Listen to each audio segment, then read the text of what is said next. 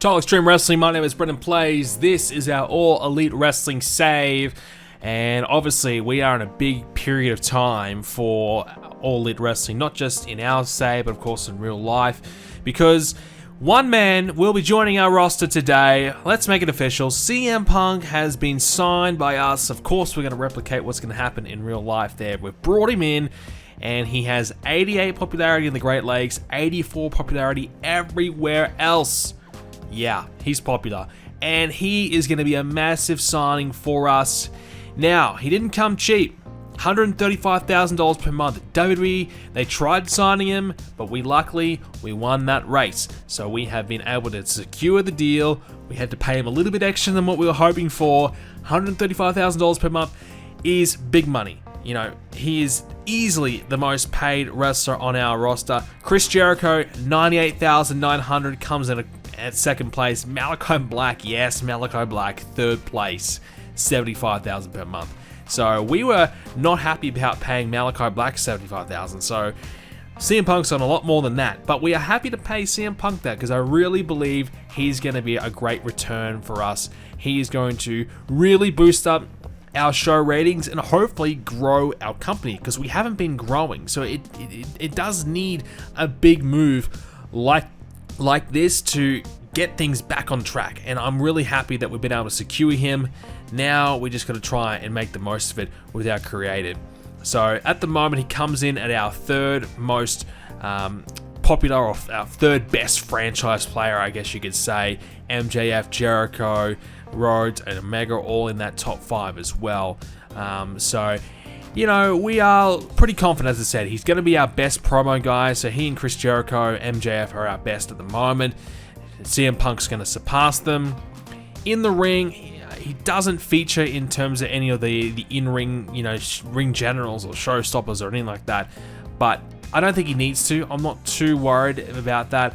But I feel like he's going to do really, really well for us. So what's he going to do to start off with? Well, I thought of, you know, what can we really do for CM Punk? What's the big money match that I feel like would be the perfect way to bring him back? Big, high headlining match. You know, and someone who's not really doing a lot, who could really work with CM Punk and make him look like $1 million. Well, there's only one man, I think, for the job, and that's got to be Kenny Omega. So Kenny Omega, one of our top heels. If he's not number 1, he's probably number 2. He's right there. He's got close to 80 popularity. Would be a perfect opponent for CM Punk. They'll have a great match. We have some great promos leading into it as well. I think it really will be a terrific way to bring him back in. You know, Kenny, the original idea was that, you know, the Elite kind of running the show, they're dominating a little bit, and, you know, they're kind of utilizing their power and abusing it. Kind of shifted gears a little bit away from that and changed it more so to Kenny Omega boasting about how he's the best in the world. There's no one better than him. You know, he's been the best for many, many years. And eventually CM Punk will show up and obviously dispute that. So simple feud, easy way to get it going. I mean, we can morph it into a bit of a power issue if we want to. There's a bit more we can do with this storyline down the road if it leads to that. But for the starters, straight away, Punk and Omega, who's the best in the world, one-on-one. Should be a big match at All Out. And, you know, I suppose, when are we going to debut CM Punk? I thought about just jumping the gun and getting it over and done with now. But now that we're pushed back to pay-per-view another week, I feel like maybe next week we might debut him. So have Kenny Omega do a couple of weeks of promos, potentially, of saying how great he is. And then, boom, CM Punk's music hits. Kenny Omega's in the middle of the ring. He's freaking out. He's shocked. So we might kind of go away a little bit differently from what we originally had planned, because we were going to do just replicate CM Punk coming in the ring, talking to the fans, cutting a promo, saying that he's back. Well, now we might do a little bit of a different spin on it. Kenny Omega talking about how great he is, how he's the best in the world. CM Punk hits the ring, and, you know, they have a bit of a stare down. Maybe CM Punk gets on the mic and drops a bit of a reality check for Kenny Omega. So that's kind of the current plan for that. We do have this week's Dynamite book now. We have made a bit of a change to our schedule, so we realized Dynamite's 2 hours. We've got Dark usually before it. Rampage is 1 hour. So it didn't really make a lot of sense when I'm thinking about it. Why am I booking 3 hours of shows, then, waiting a couple of days, then booking 1 hour? So we changed Dark to be before Rampage. And if I'm thinking about an audience perspective, well, they're only paying for 1 hour of TV, 1 hour of content. That seems like, a waste of money for them. So instead of having 1 hour, they now have Dark and then Rampage. So they have 2 hours of content to, be in attendance for. So I thought that would make a little bit more sense. So Dynamite will be the first show that we book every episode, then Dark, then Rampage. So we might as well jump straight into this week's edition of Dynamite. Brock Anderson gets another chance to wrestle here, this time Anthony Ogogo, two guys that are not very good, but they had pretty good chemistry apparently. Ogogo picked up the win in a 9-minute match. Anthony Ogogo 26, Brock Anderson 18. So look, two guys that are very new, very green, trying to, iron out a few kinks and figure it all out together. We had a 67 rated promo from Orange Cassidy as he promoted about the upcoming Casino ladder match. That was still on the pre-show, this one, so nice promo from Orange. It's one of his better ones. On the main show, Cody Rhodes opened up this week's edition of Dynamite with a match against Shawn Spears. 72 rated. Cody Rhodes, of course, defeating Shawn. Cody 81, Spears 41. First time these two have actually met in our save. And of course, Shawn Spears having that pinnacle connection. Post-match, MJF interrupted Cody's promo. Tony Schiavone was going to interview Cody. MJF interrupted him and started talking a lot of crap to Cody Rhodes. Pretty much saying that he's not going to beat him. He's proven that he's better than Cody before. He knows he can do it again. Blah, blah, blah. So 100 rated for that segment. The promos for Cody and MJF, are going to be magic. So the storyline heat heading into the pay-per-view should be very, very high. So I'm really looking forward to seeing what it does accomplish when we get to All Out. Next up, Jungle Boy defeated JD Drake in a 53 rated match. Jungle Boy just picking up another win. We had Brandon Cutler get himself involved to cost JD Drake the match to advance that storyline. So the wingmen aren't getting away with all the disrespect to Brandon Cutler just yet. We're trying to find opponents for Jungle Boy to beat, but we don't have a lot of mid-card heels for Jungle Boy to kind of run through, so we really are starting to scrape the bottom of the barrel by bringing out JD Drake here, but they still had a 53 rated match, so that's still decent. So Brandon Cutler still ready to turn heel. 6 segments in, we're not going to do that just yet. Park cuts a promo. He talks about his recent loss, and he talks about how Jungle Boy is his next opponent. So we start off that rivalry there. So Park obviously addressing the fact that he got beat by Malachi Black. Death Triangle will beat him down by Black. He says he's going to try and move on from that, focus on the TNT Championship, and focus now on Jungle Boy. Nyla Rose and Jamie Hayter teamed up to take on Diamante and Big Swole. Nyla Rose's team picked up the win with Rose 45, Jamie Hayter 26, Big Swole 30, and Diamante 34. So obviously a lot of women involved in the Battle Royal in this match. So 8-minute match. Big win for Jamie Hayter as well. Obviously Nyla Rose got the pin, but Jamie Hayter might get a bit of a popularity boost because of it. Hopefully it doesn't affect Big Swole or Diamante too much. 41 for the match overall. Moving on, we had Thunder Rosa, Chris Statlander, and Jade Cargill all having a bit of a sit-down interview with Jim Ross ahead of their upcoming triple threat match, which will take place tonight. So we're going to get this big match out of the way, and we've had this brewing for a little bit now. 50 rated for this segment, putting Jim Ross in there to try and hopefully elevate it a little bit, and I think it did certainly help. The match, wow, okay, 46, pretty good. Chris Statlander, the carry of the in-ring performance, she had 47. Thunder Rosa was the next best with 36. Jade Cargill, 34. In the end, Chris Statlander got the pin on Thunder Rosa to win the triple threat. So Jade Cargill loses without taking the pin, and that way we try and put over Chris Statlander as well as a viable threat. So at the moment, it's been really Jade kind of running through to the division a little bit. Well, this way, Chris Statlander, she looks pretty strong heading into the Battle Royal as well. So we have a couple of really top threats to win that Battle Royal, and we'll try and establish one or two more as well to really hopefully elevate that Battle Royal a little bit. So Thunder Rosa, this injury is really impacting her chances of ever getting a push again in our save, so that's a real shame. but I don't think we can really do a lot with her at the moment because her in-ring stats just aren't as good as they used to be. Kenny Omega defeated Colt Cabana in a 79 rated match. These two have pretty good chemistry, and it lifted the match. Kenny 89, Colt Cabana 55. So obviously the Super Elite beat down the Private Party and Colt Cabana recently on Rampage. Here's a bit of a chance for Colt Cabana to try and get a bit of revenge. Didn't work. Kenny Omega put him away. 79 rated match. Excellent stuff. Now this is where we kind of start the tease post-match. Kenny Omega and Don Callis. Kenny Omega says that he is the best in the world and he will prove it by being the world champion soon enough. So Kenny Omega 91 rated promo here as we start the tease for CM Punk's arrival. So, you know, take what you want out of that. You know, CM Punk, you know, you could maybe say, yeah, best in the world, there's the connection there. Or maybe Kenny Omega, he's always said he's the best bout machine, one of the best wrestlers in the world. Maybe he's just doing his normal thing. So I guess some fans would clue into it, some maybe not. So 91 for the promo anyways. Good stuff and a good way to kick off that storyline. The Wild Things defeated the Factory in a 63 rated match. Just an easy win for the Wild Things, as of course the Guns, they've been harassing the Factory wherever they go. They were out here again to help cost them this one. So the Factory just can't get away from the Guns. Not that the Wild Things need a lot of help to beat them. 84 from Moxley, Eddie Kingston 59, Solo 35, Comorado 20. So easy win for the Wild Things. And as I said, we're trying to have, you know, some of our top tag teams work with the lower card tag teams just to maybe give them a bit of a boost up. It hasn't worked a lot as well as I probably would have liked, but we'll keep trying, and I think long term it will certainly give a few teams a bit of a boost up. We had the Inner Circle demanding answers from Malachi Black in the middle of the ring, and Malachi Black does not respond. So this is a bit of a way for the Inner Circle to kind of reunite a little bit together. Obviously Sammy got beaten down, Jericho got beaten down. You know, this is a way to kind of get the Inner Circle back together a little bit after having a bit of, you know, friction in the group.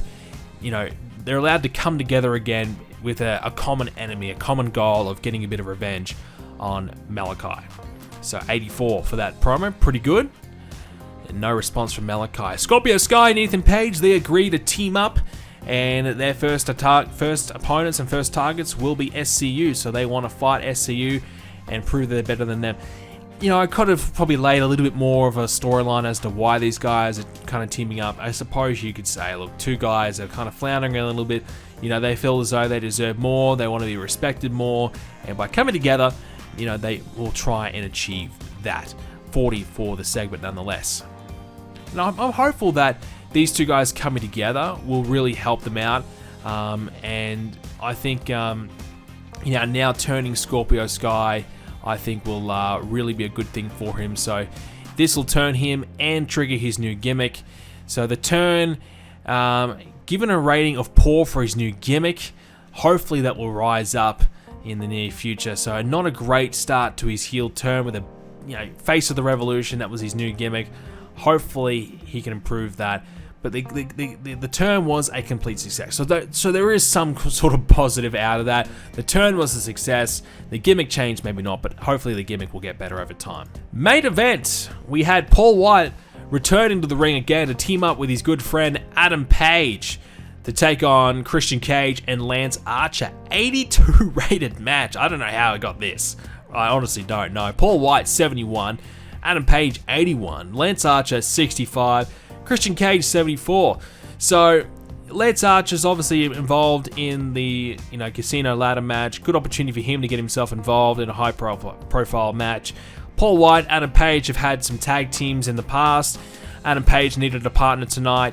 Well, he called upon Paul White. Christian Cage calling upon Lance Archer. So there you have it. 82 for the match. Honestly, I did not expect that, so I'm really pleased with that result. Great match. Adam Page and Paul White picked up the win, so Page has a bit of the upper hand heading into the pay-per-view. Very tempted to give Christian Cage a win and have him pin Paul White, but I just figured, yeah, maybe it's too soon to have Paul White losing on this frequent basis. At least kind of, you know, we have Paul White in our back pocket as a special attraction if we want to use him, so we'll try and keep him that way, at least for the time being. But overall, it gives us an 82 rated edition of Dynamite. Wow. I mean, we did have some good promos as well as the good Kenny and Colt Cabana match. So, yeah, fair enough. I think we probably deserve something close to that. I don't know if 82 is the right number, but yeah, pretty happy with that. 7,000 attendance, 82 rated. Very good. Well, I'm interested to see if our Dynamite episode really started to get us a bit of a boost up in our ratings. So let's have a look. 82 rated, 1 million viewers. Wow, there you go. Million viewers. TNT had 904,000. So we got a million through our whole entire viewership. But still, that's a good number. We're starting to get a bit of momentum, I feel. NXT 74 rated. We're still able to beat them. So, million viewers. That's got to be one of our best ratings to date. Let's have a look. TV ratings. There you go. 1.34 was our best TV rating. So, we did it. Fantastic result. 82 rated. Probably one of our best.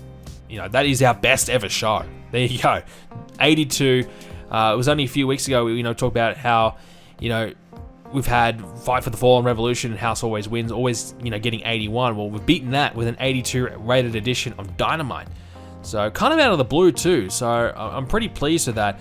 Hopefully someone like Lance Archer, who's involved in that main event, got something out of it. And I feel like he may have got a little bit of a bump out of it. Getting closer and closer to 60 as Lance. So, that's, that is positive. So, really great to have such a huge rating. Ricochet, he did come on the open market. Very tempted to sign someone like him. He would be obviously perfect. The thing about Ricochet, just have a look at this. So, 82 rated match. Ricochet performed at 90. 90! My God! He would have some killer matches with us, but he has re-signed with WWE, unfortunately. But we weren't really making a serious play at him, but geez, I tell you what, he would do really, really well in AEW. So, not to be, but we had a great edition of Dynamite. Let's try and keep the momentum happening for Rampage. Alright, Dark is booked. Let's get into it. 2.0 took on Bear Country for a 38 rated match. Matt Lee 35, Jeff Parker 42. 2.0 picked up the win. Again, not too bad at that performance. Around the 40 mark is pretty good. Sean Dean got beat by powerhouse Will Hobbs in a 20 rated match. 5-minute match, Will Hobbs 45 rated performance, Sean Dean 17 quick squash to give Will Hobbs some more momentum. Sammy Guevara opened up this episode of Dark with a match against Joey Janela. 64 rated, Sammy Guevara 81, Janela 51. And this match lacked a bit of drama and flow to it, so not enough psychology in it to really get it over the line to the next port of ratings. But look, that's pretty good. Joey Janela, Sammy Guevara, 64, I'll take that. Post-match, Malachi Black taunted Sammy Guevara. Chris Jericho was out there as well, supporting Sammy, and he was standing over the top of Proud and Powerful's bodies in an undisclosed location. So Malachi Black laying out Santana and Ortiz and taunting the rest of the Inner Circle. So you just don't know when Malachi is going to show up. You don't know when he's going to strike, and the Inner Circle are fed up with it.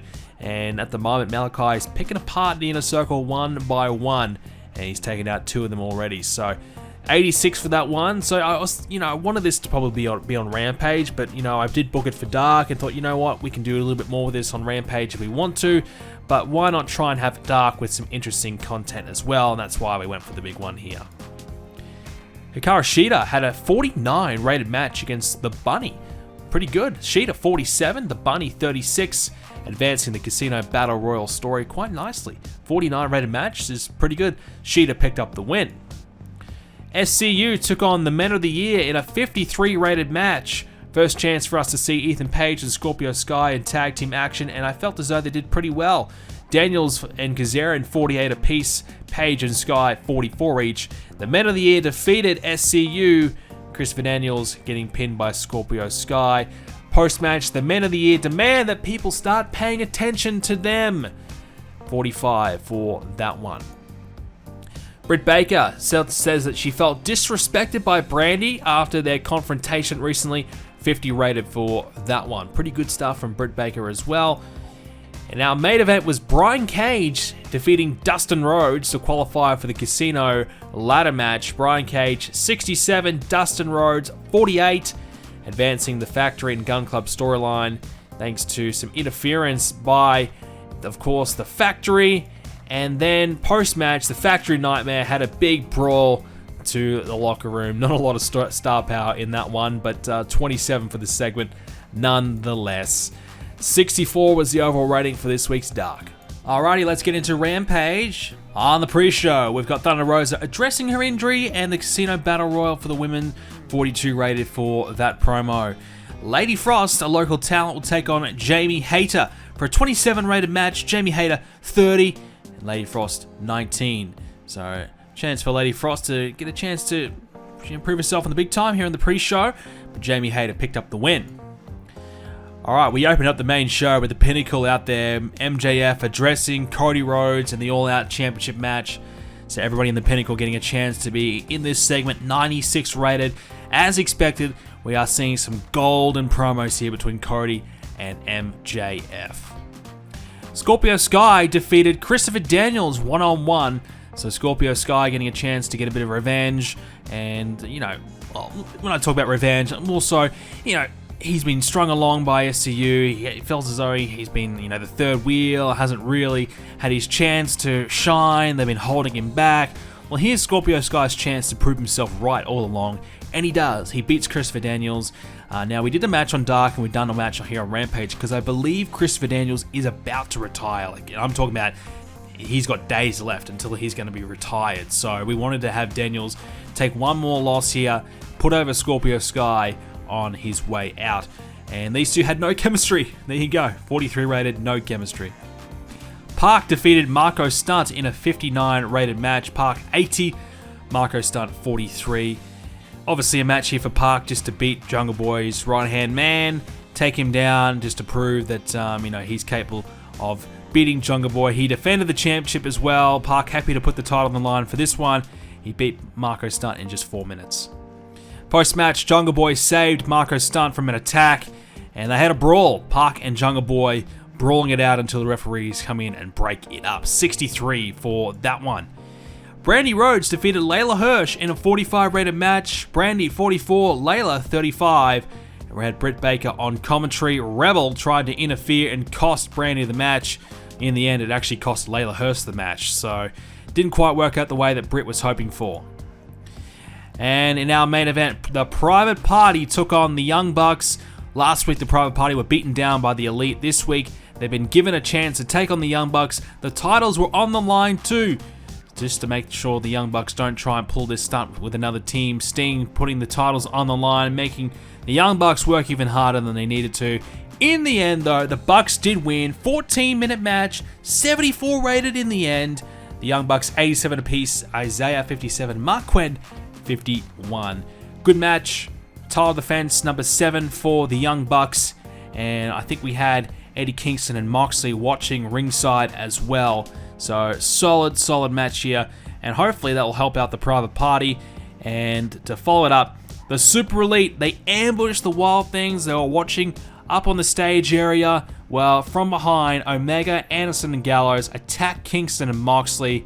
And the Young Bucks come in and pick up the pieces, and they beat down the Wild Things on the stage for 81 that segment. It gives us a 67 rated edition of Rampage. Alright, to wrap things up here, we had Rampage, 67 rated, 6,777 in attendance. Our TNT rating was 681,000. 949,000 combined. Pretty good. Obviously the rating was a little bit down. We didn't have a great secondary match despite the main event being pretty good. So we probably needed one more decent match. But I was happy with how it turned out. Shayna Baszler apparently has retired. Well, there you go. I forgot that was happening. Shayna Baszler, she's finished. So she still has a WWE contract, but she's had enough of wrestling. She's going to retire. Gail Kim's retiring too. And Braun Strowman has been given a contract. There you go. Braun Strowman offered a contract by New Japan, the American version of New Japan. $4,000 per show he's been offered. He hasn't had any other offers since, so there you go. Braun Strowman could be appearing in New Japan, the American version, New Japan America. He's already in PWG, and he's had quite a lot of matches there already, and he's been having a lot of good matches there, actually. So he's been performing around 83. Buddy Murphy's been there as well. So, yeah, some good matches that Strowman's already been having. So, don't know where he's going to end up in real life. We're hearing Impact, we're hearing maybe AEW, maybe he goes to Japan, we don't know. But in our game, New Japan America might have a hold of him, which would be good to see. So before we finish up here, just quickly, couple little things to look at.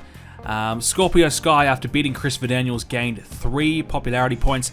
He's now got 43 in every area. Southeast, Southwest, 47. So that's really good news. Scorpio Sky becoming more of a factor in the mid-card. Ethan Page lacking a little bit behind him, but Scorpio Sky should be able to help him pick it up very soon. Private Party gained a little bit of popularity as well after working with the Young Bucks in the main event, which is always good to see. And Eddie Kingston, his popularity is going up nicely. He's getting close to 50, and he's now moved up from being a recognizable name to a well-known name on our roster, which is good. You know, obviously he's been getting a nice push working with Moxie, and picking up a lot of wins. You know, let's be real. He's had 13 wins, 9 losses. Most of them have been coming in the last little bit. So a push is coming for Eddie Kingston, and it's starting to show, gaining a bit of popularity and moving up officially in the ranks on the roster. You know, and there's not a lot of guys in the stars category, but there's plenty of people in our major star category. Park has been up there, down there. He's been up and down, but he's officially there again. 65 popularity for him. MJF close to mid 80s. Kenny Omega, I think, has gained a little bit. He's now touching the 80 mark again, which is always great to see. Moxley's there nearly as well. Adam Page is close. So a lot of our main event guys in a good position heading into our next pay-per-view All Out, which is 3 weeks away. And, well, obviously we've got CM Punk. I believe we might debut him next episode. I think it might be time to pull the trigger and get that big storyline happening. And Joey Janela, we're going to be turning him heel as well. I just saw that quickly. Not that that's a really big deal, but something else we've got on the cards as well. With that being said, ladies and gentlemen, that is all we have time for this edition of Total Extreme Wrestling. If you enjoyed it, leave a like on it and subscribe to see more. We'll be back for another one in the very near future.